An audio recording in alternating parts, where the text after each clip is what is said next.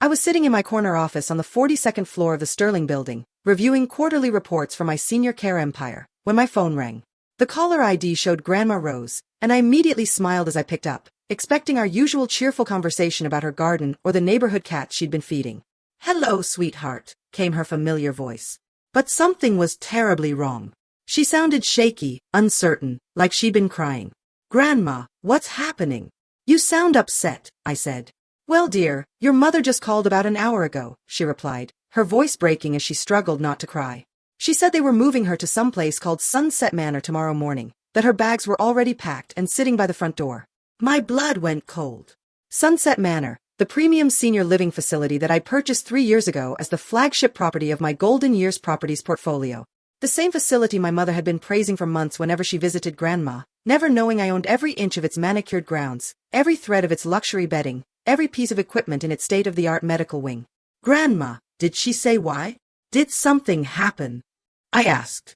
She said she was getting too old to live alone safely, that it was for her own good, that she'd be happier with people her own age. I could hear her crying softly now. "But sweetheart, I love my little house on Maple Street. I've lived there for 43 years. Your grandfather planted those rose bushes in the front yard the summer before you were born. Every morning, I make my coffee and sit on the porch swing he built, watching those roses bloom," she said. I felt rage building in my chest like a furnace being stoked. My 78-year-old grandmother, the woman who'd essentially raised me while my parents traveled constantly for their business ventures, was being shipped off like an inconvenience. The woman who taught me everything about kindness, hard work, integrity, and treating every person with dignity, regardless of their age or station in life. "Grandma, listen to me very carefully. Don't pack anything. Don't sign any papers. Don't let anyone pressure you into anything. I'll handle the situation completely," I said. "But dear, your mother seemed so certain, so official. She had all these brochures and forms. She said the room is already reserved and paid for. Trust me, okay? I promise you, no one is taking you anywhere you don't want to go. I love you, and I'll call you back within the hour," I replied. I hung up and immediately pulled up the contact information I knew by heart. My fingers moved quickly across the keyboard as I accessed the internal directory for all my properties.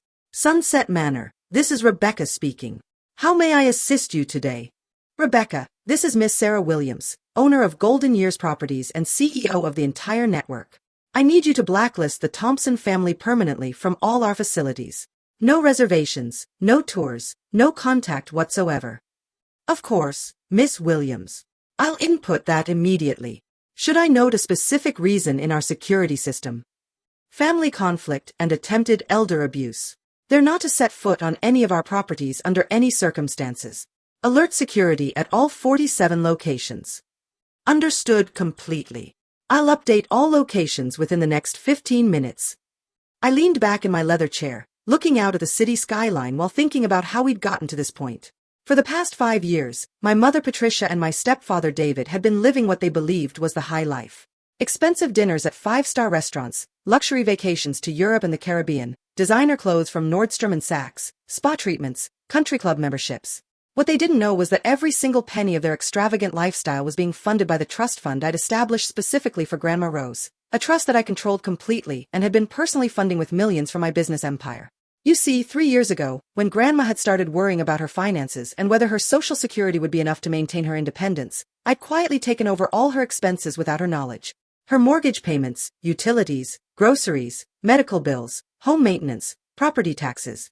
Everything was being paid through what she believed was her late husband's enhanced pension plan and some good investments he'd apparently made decades ago. In reality, I'd been covering nearly $8,000 a month to ensure she never worried about money again. But my mother had gotten greedy. She convinced Grandma to sign financial power of attorney just in case something happens, and had been slowly redirecting that money to fund her own increasingly extravagant lifestyle. She thought she was stealing from an elderly woman's modest savings account. She had no idea she was stealing from my $340 million senior care empire that employed over 3,000 people across 6 states. The irony was delicious. Every time Mom bought a new designer handbag or booked another expensive vacation, she was spending money that originated from the very business empire she had no idea her daughter had built. She was funding her lifestyle by stealing from the trust fund of the woman who'd raised me to be successful. My phone buzzed with an incoming call. Mom's number flashed on the screen. "Sarah, what the hell did you do?" she screamed before I could even say hello, her voice shrill with panic and rage. Hello, Mother. How's your evening going? Don't you dare get smart with me. Sunset Manor just called and said our reservation is cancelled. They said the Thompson family is permanently blacklisted from their facility. What did you tell them? I couldn't help but smile as I spun my chair to face the window. I told them the truth that the Thompson family isn't welcome at any of their properties. This is absolutely ridiculous. I don't know what lies you've been spreading about us, but I'm calling their corporate office right now to straighten this out. Good luck with that approach. There was a pause filled with heavy breathing. What do you mean by that? I mean, good luck calling the corporate office. Though I should warn you, the CEO is currently in a meeting and probably won't be available for the rest of the evening. How would you possibly know the CEO's schedule? Because I am the CEO, Mother. Complete silence on the other end of the line. That's absolutely impossible. Golden Years Properties. 47 senior living facilities across 6 states including California, Nevada, Arizona, Texas, Florida, and Colorado. Annual revenue of $340 million. Current market valuation approaching $2.1 billion. We employ 3,247 people and serve over 8,000 residents. Would you like me to email you our latest quarterly investor report? I could hear her breathing heavily, struggling to process this information. You're lying. You're just trying to scare me. Am I? Tell me, Mother, how exactly did you think Grandma was affording that beautiful house on Maple Street? The one with the completely paid-off mortgage? The fancy comprehensive medical insurance that covers everything, including experimental treatments. The reason she never worries about grocery bills or utility payments or property taxes. More silence, longer this time. You thought you were so incredibly clever, didn't you? Getting power of attorney, slowly redirecting her trust fund payments to your own personal accounts. Did you really think a 78-year-old woman was generating $8,000 a month from Grandpa's modest pension and Social Security? We needed. You were stealing from your own mother. Except you weren't stealing from her modest retirement savings. You were stealing from me, from my business, from money I was providing to ensure her comfort and security. I pulled up the detailed financial records on my computer screen, scrolling through months of transactions. Let's see. Last month, you spent $3,200 at Nordstrom, $1,800 at that luxury spa in Scottsdale, $4,500 on David's Country Club membership, $2,300 at Williams-Sonoma, and $6,800 on that weekend trip to Napa Valley. All paid for with money you thought belonged to Grandma. Sarah, I can explain all of this. Here's what's going to happen, Mother. You're going to get in your car right now and drive to Grandma's house. You're going to apologize sincerely for scaring her with this nursing home nonsense. You're going to unpack whatever bags you've packed for her. And you're going to promise never to mention moving her anywhere ever again. But the money situation. The money will continue flowing to Grandma exactly like it always has, ensuring her complete comfort and security. But your little allowance, that generous funding of your lifestyle, that ends tonight at midnight. I could hear David in the background asking urgently what was happening, his voice getting louder and more agitated. Oh, and Mother, you might want to check your credit cards in about an hour.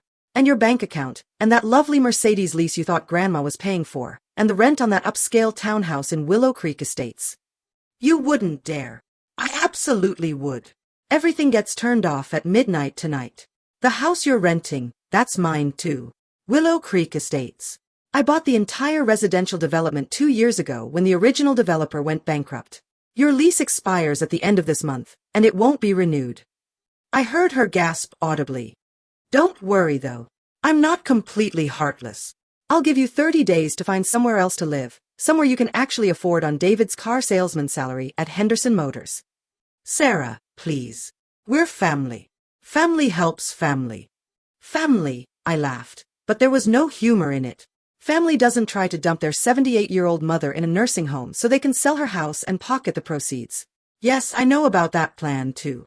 I saw the communications with Morrison Real Estate about getting a market evaluation. How could you possibly know about? Because I own Morrison Real Estate, too, Mother. I own 43% of the commercial real estate in this city. Grandma's house is worth $340,000 in the current market. Were you planning to split that money 3 ways while she sat in a nursing home, thinking her family had abandoned her? The line was quiet for a long moment, except for the sound of muffled arguing between Mom and David. What do you want from us? What will it take to fix this? I want you to become better people. But since that seems developmentally impossible at this stage of your lives, I'll settle for you staying completely away from Grandma unless you're visiting as genuinely loving family members. No more financial discussions, no more talk of moving her anywhere, no more attempting to access her accounts or redirect her funds.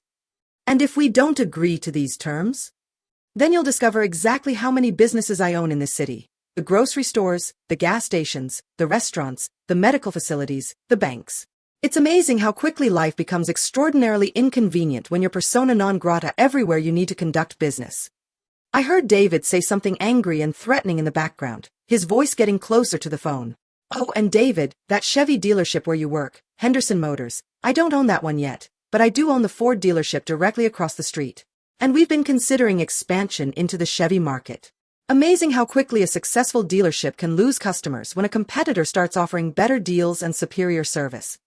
Another long pause filled with whispered arguments. You've changed, Sarah.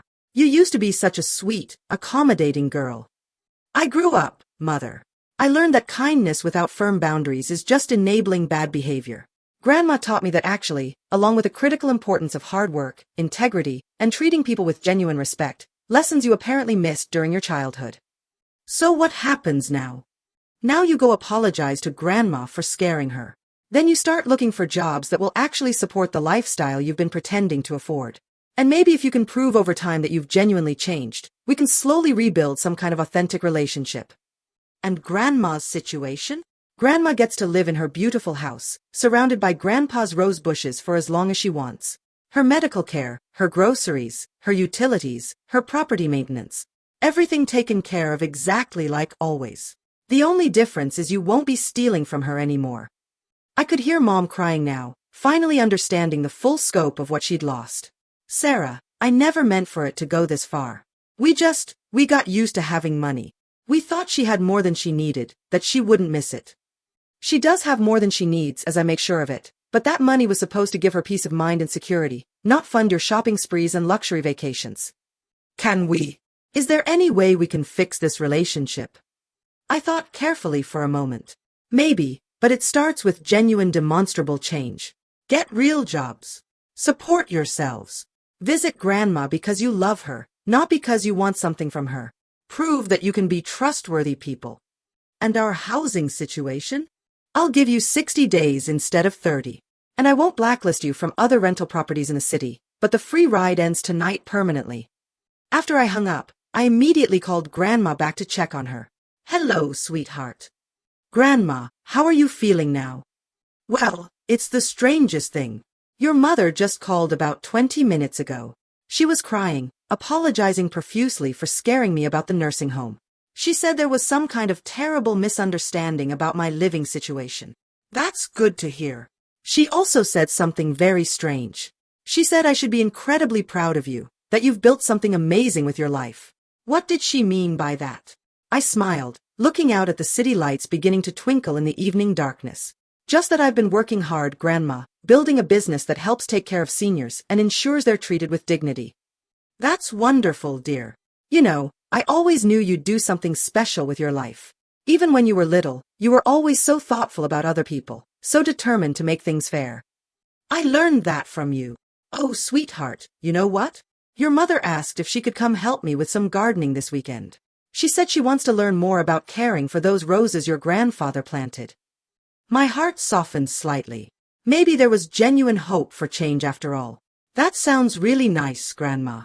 And she mentioned that she and David are going to start looking for real work again. Apparently, they've been retired long enough, whatever that means. I chuckled. Apparently so.